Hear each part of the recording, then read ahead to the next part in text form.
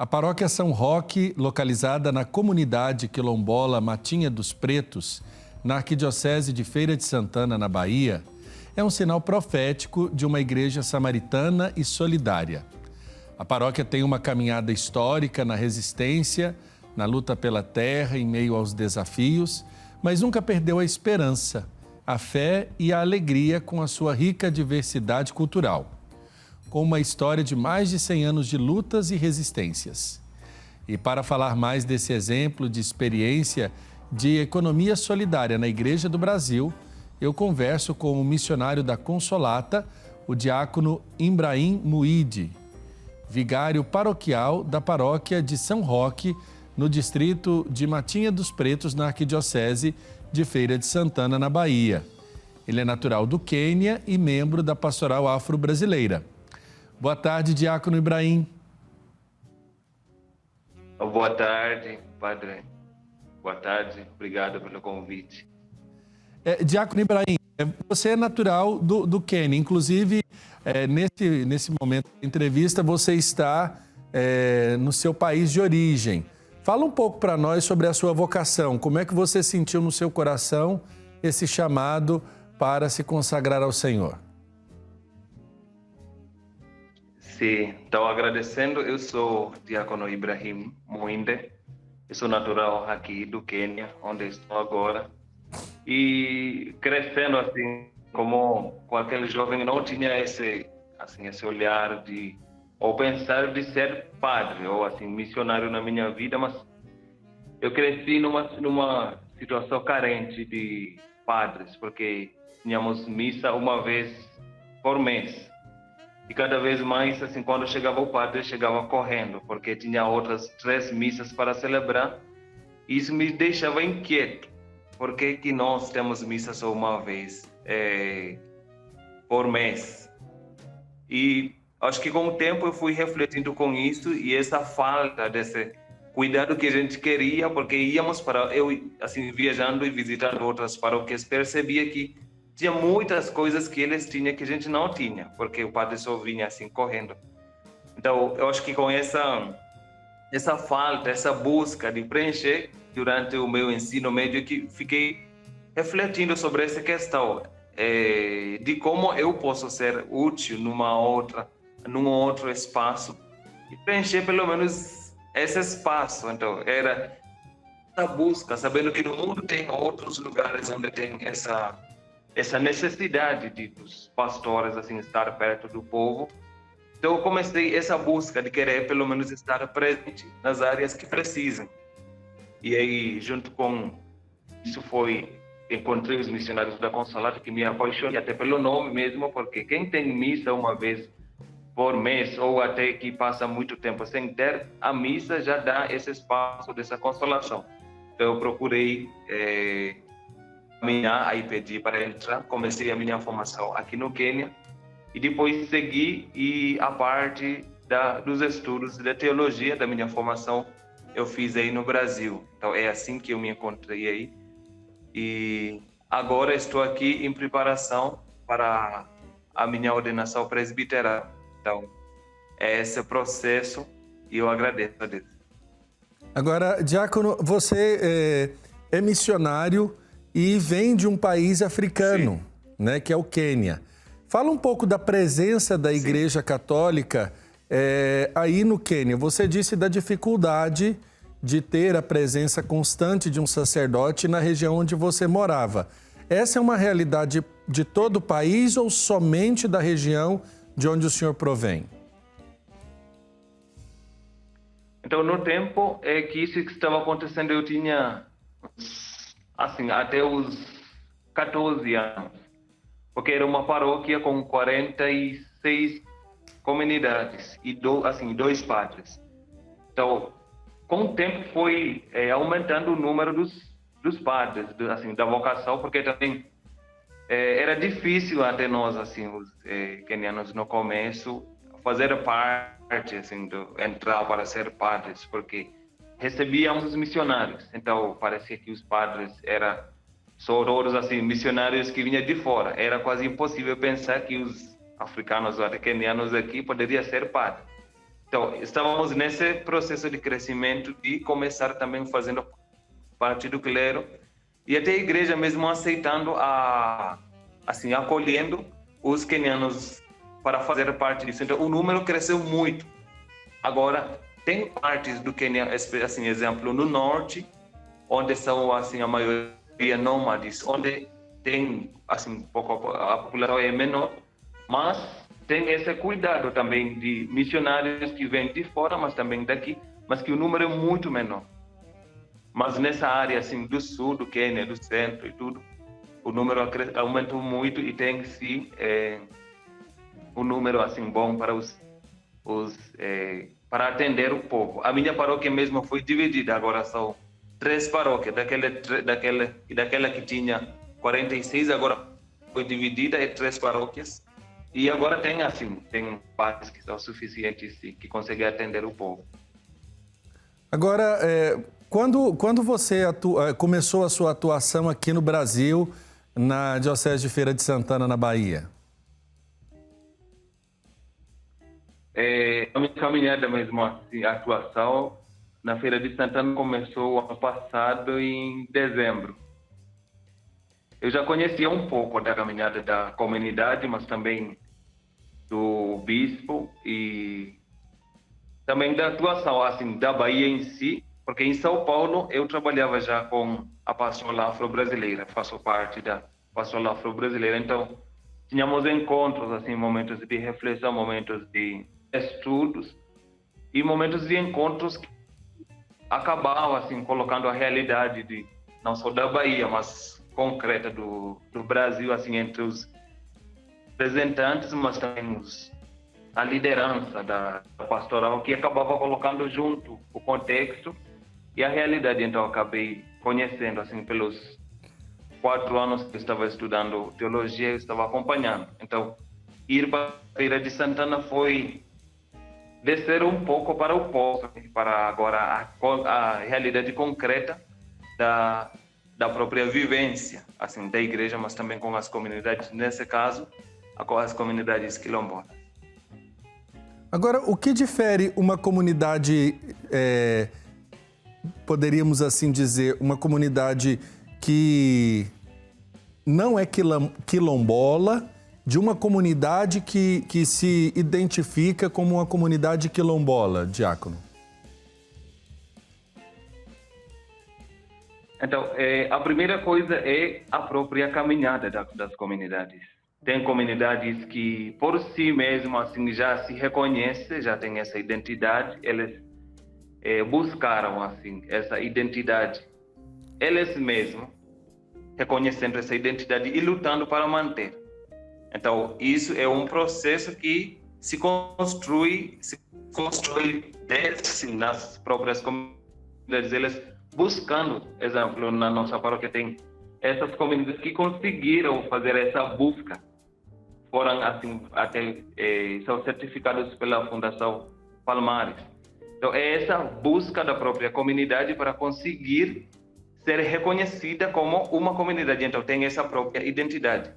Mas tem outras comunidades que são, mas não busca, tipo, não se preocupa com essa questão de ter ou não ter assim a identidade. São sim quilombolas, mas a questão de ser reconhecidas, de ter assim pelo governo mesmo e ter os direitos, ter esse reconhecimento, tem muitas que não procuram. Então, essas aqui no modo específico, nessa situação, temos 2 comunidades que procuraram, tem outras que estão procurando por si. Então, a gente vê isso das comunidades de reconhecer essa identidade e essa busca assim por si.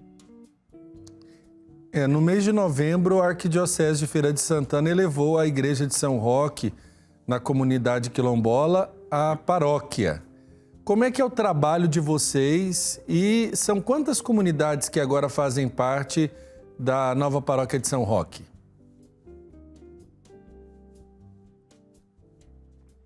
Então, a nova paróquia São Roque tem 13 comunidades. Então, são 12, junto com a Matinha, que é a sede, então são 13 comunidades. E a atuação, primeiro, é uma paróquia, assim, que o princípio do nosso trabalho é esse dever mesmo de servir o povo na pastoral, mas também nos sacramentos, que é uma exigência da própria igreja. E nessa questão, assim, a única diferença que eu acredito que também se encaixa assim, em muitos outros espaços é essa busca de caminhar com o povo, assim, partindo da sua vida assim, concreta. O que eles têm, quem são, essa identidade. E reconhecer também a riqueza que eles têm como um povo, qual é a contribuição que eles também têm para oferecer. E isso é porque, basicamente, a gente vê um convite, não só do Papa, mas assim, partindo do Vaticano II dessa participação. E, numa certa forma, a gente vê um povo também que, com a história, com o tempo, vem sofrendo esse distanciamento ou essa invisibilização desse povo, que tem uma riqueza, que tem essa contribuição, mas que até o que é deles na base vem sendo colocado quase como coisas que não podem assim fazer parte. São demonstradas, podemos dizer em aspas, né? Então, essa questão de que o povo na base, com a sua identidade, com quem são, eu acho que acreditamos que isso é o primeiro dom, de quem é a pessoa na sua integridade, isso que é assim a pessoa. Então, é essa questão de trabalhar com essa riqueza que eles têm, considerando as lutas deles, considerando os trabalhos que eles vão desenvolvendo, considerando a cultura, considerando a caminhada deles do dia a dia. Então, esse é o olhar que estamos tendo. E também tendo a voz também da igreja dentro da luta desse povo, que vem sofrendo, assim, não só na questão das políticas públicas, mas também no geral, assim, em muitos aspectos que a gente vem acompanhando. Agora, a gente pode afirmar que a paróquia tem o maior número de comunidades quilombolas no município de Feira de Santana? Isso, assim, não podemos afirmar isso, porque as comunidades quilombolas têm, como eu coloquei assim, antes, tem comunidades que buscaram assim, esse reconhecimento da Fundação Palmares, que buscaram mesmo ser identificadas como as comunidades quilombolas. E nessa paróquia temos duas comunidades. Temos Matinha dos Pretos e temos Candeal 2. Então são duas comunidades que buscaram e são reconhecidas. Temos uma outra comunidade, ou assim, umas outras comunidades que estão buscando, que também ainda não foram reconhecidas. Mas nos outros municípios tem outras, até que são parentes ou que também tem essa história dessa busca, mas que não conseguiram ser reconhecidas. Então é possível que tenha sim outras comunidades que são quilombolas, sim, mas esse processo de reconhecimento eles ainda não conseguiram atingir esse reconhecimento. Então, por enquanto, reconhecidas são essas duas. Então, é essa certeza de que pelo menos são, entre os municípios conhecidos, são esse município que sim tem duas comunidades reconhecidas, mas que existe outros municípios, até pode ser mais, um número maior de comunidades quilombolas, é uma possibilidade, sim.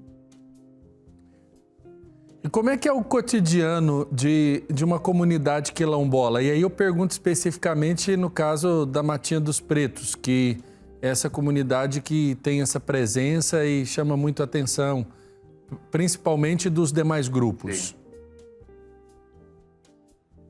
Então, agora, uma coisa que a gente reconhece é que com o tempo mudou muito as coisas. Então, é uma saída muito grande assim para buscar trabalho fora da comunidade, para buscar trabalho no centro assim da cidade de Feira de Santana.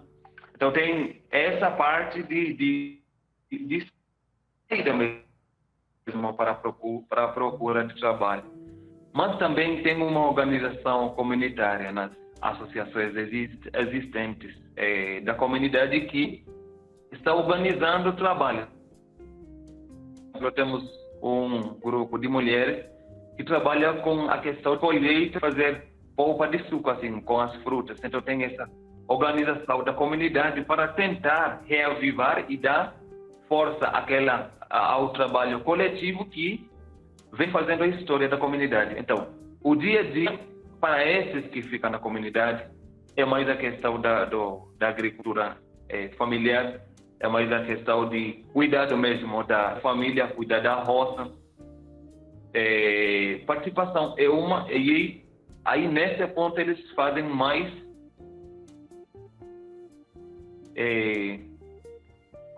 são momentos assim, coletivos. Se trabalham na casa de uma pessoa, tem esse convite para que os outros ajudem. Então, tem essa articulação coletiva da comunidade para conseguir levar para frente assim, a rotina. Porque aí quando vem as chuvas, o momento de plantar, quando vem também o momento de colheita, é o momento de colher, aí tem aqueles que a gente chama de sucata, que é esse convite assim, da comunidade fazer parte ou se ajudar trabalhando um dia na casa de uma pessoa, outro dia na casa de uma outra pessoa, que vai até o momento da colheita e depois, até quando é para guardar mesmo, depois de colher tudo, tem também esse cuidado que quem colheu mais numa coisa, ajuda o outro que não colheu. Ou faz aquela troca de quem colheu mais milho, troca com quem deu mais feijão. Então, tem a influência assim, da modernidade, da cidade, o povo que sai para trabalhar, mas também a própria comunidade tem essa articulação de que os trabalhos da comunidade continuem.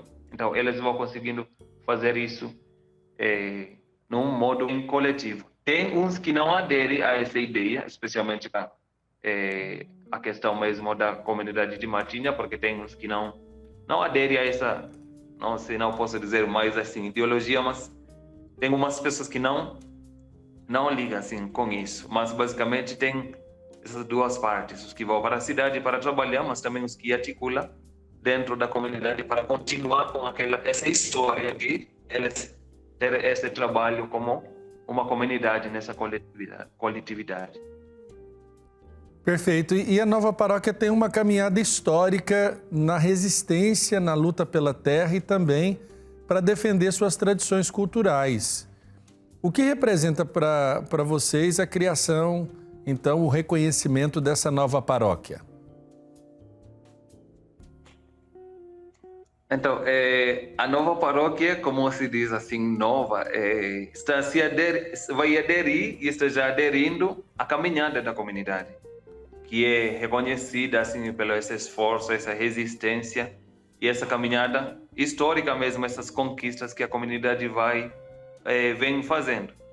Então, o que isso significa para a nova paróquia é ir ao encontro ao povo, conseguir trabalhar junto com esse povo, complementar, ajudar que o povo, a partir desse dia a dia deles, dessa resistência, dessa caminhada, dessa busca, porque as comunidades aqui nessa resistência não buscam algo alheio do que é necessário para a própria vivência. É uma busca para o básico. Então, a igreja tem esse dever e é convidada mesmo para fazer parte. O evangelho, assim, viver ou até evangelizar mesmo partindo dessa realidade do povo. Então, nesse caso, essa caminhada da comunidade, essa caminhada dessa paróquia que agora começa, é para se complementar, para que a igreja, com a sua estrutura, com o espaço que também oferece para reflexão, assim, o espaço também de fé e também as pontes que a igreja consegue construir, ajude esse povo nessa caminhada, assim, para conseguir sentir parte sim dessa igreja, não excluídas, porque no sofrimento a igreja faz parte disso. Então, nessa dor que a comunidade passa, ou nas alegrias que a comunidade passa, é esse convite de fazer sim parte, complementar junto com a comunidade aconselhando, orientando e dando força a essa caminhada que eles vêm tendo. Perfeito. Diácono Ibrahim, muito obrigado pela nossa entrevista. Agradeço a oportunidade da nossa conversa. Queria que o senhor deixasse uma mensagem, então, para que as pessoas que estão nos acompanhando, sobre esse modelo, esse modo de ser igreja solidária e unida, de um modo especial, ao povo quilombola. Então, gostaria primeiro de agradecer pelo convite e a mensagem que eu deixo é como está convidando o nosso Papa Francisco sobre a economia solidária. Não podemos existir, ou ninguém consegue existir só. Então, para a comunidade quilombola, assim, Matinha dos Pretos, primeiro é esse elogio da busca, desse elogio dessa caminhada feita e esse exemplo que também é para todos nós, que a gente vê que é possível sim viver uma vida solidária, sendo irmãos unidos, e que junto com a nossa nova paróquia, o objetivo é somar forças para essa busca de viver o evangelho partindo da nossa vida concreta, que a comunidade já vem fazendo.